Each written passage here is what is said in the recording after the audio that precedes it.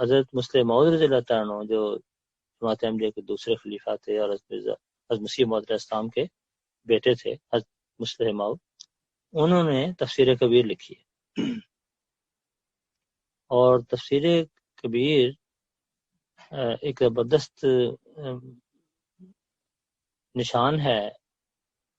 حضرت مسیح موعود علیہ السلام کی سچائی کا بھی، اور حضرت مرزا بشیر الدین محمود احمد صاحب رضی اللہ تعالیٰ عنہ کی سچائی کا بھی،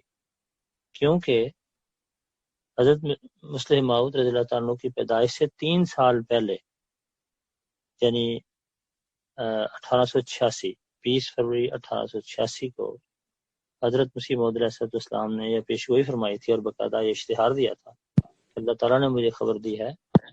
کہ مجھے ایک ایسا بیٹا عطا کرے گا جو علوم ظاہری و باطنی سے پر کیا جائے گا،